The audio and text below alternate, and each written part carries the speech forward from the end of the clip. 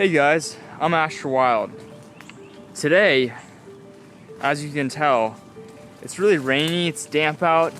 Really not the funnest day to be outside doing stuff, but oftentimes you're gonna find yourself probably out in the woods on such days like this. And so I'm gonna show you guys how to make a fire even when it's all wet outside and it's hard to find firewood that's dry enough to start one. You guys are watching Trail Hats.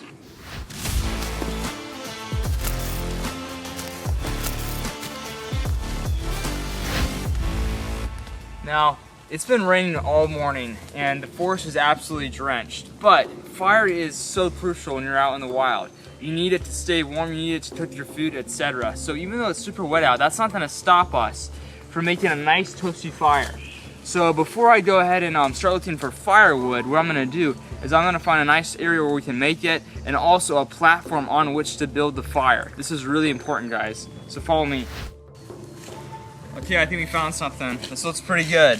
So what you're looking for is going to be a tree that it's not doing the best. It's not the healthiest tree ever. There's big areas of shaved off bark, but what's nice about this is that the bark, it's not clinging closely to the tree. Right now it's super loose.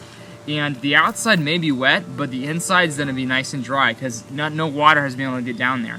It's coming right off. Now, I just realized there may be some creepy crawlies down inside. I did not think about that. You see that little guy? There's a spider. It's crawling out. Ah, there's a cockroach too. It's okay, sometimes you gotta face your fears in order to get to the good stuff. Take this, put it over there, and this will be a great base on which I can build my awesome fire.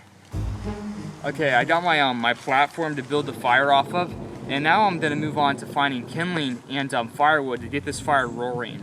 But I can actually use this tree for the same purpose. Right here we see that, like I said, it's dying. And because of that, the wood is really soft. So right here on the outside, it's actually a little bit damp because it's raining out. But if I actually break off some of these first couple layers with my knife here, and the inside should be nice and dry. Okay, so I have my kindling now, and that's a huge step. But kindling is not going to keep the fire going for long. What I need is some big, substantial pieces of wood that's really going to last a long time. So now I'm going to move forward a little bit and try to see if I can find some rotten logs. Rotten logs are perfect because, again, they're weak. I can break them open and the inside should be nice and dry, and I can be able to use those bigger pieces to keep the fire going for longer. Alright, here we go, we found a log. This one may be too far gone, I don't know, it looks pretty drenched, but let's go ahead and see if we can crack it open, see what we find. Be careful, by the way, when you're using your knife. Wow, look at that, nice and dry. We're gonna have a fire in no time. Sometimes your knife might not suffice. Sometimes you gotta go all karate on this kind of stuff. Hold on. Oh man. Whew, it's raining down on me now. Ah. There we go, easy peasy, right? Alright, I'm gonna go ahead and chop this up and then get my fire going.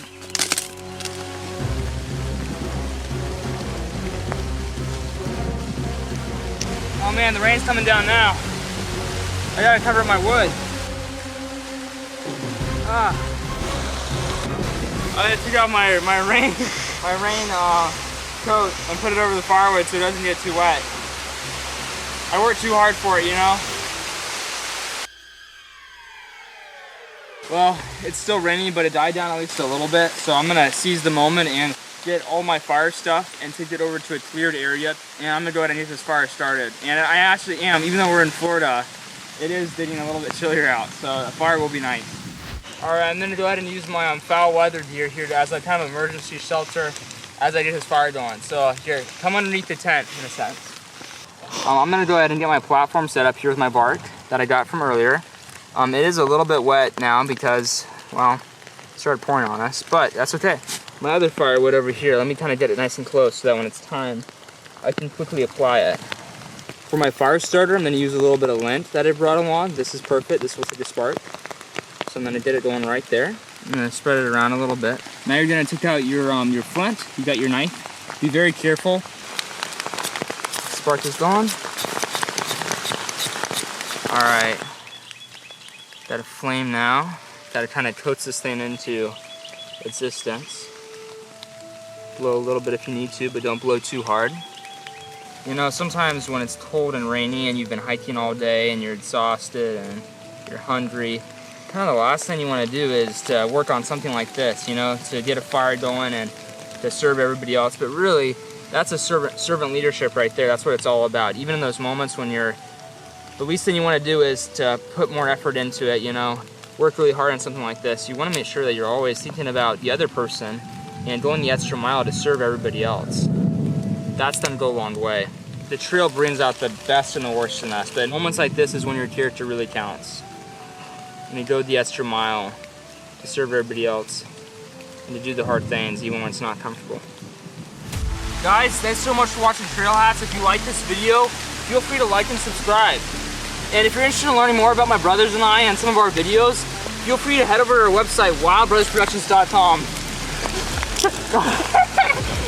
and if you're interested in learning more about trail life, head over to their website, traillifeusa.com. Guys, the lightning is coming down. I'm getting out of here. Make a fire. Let's go.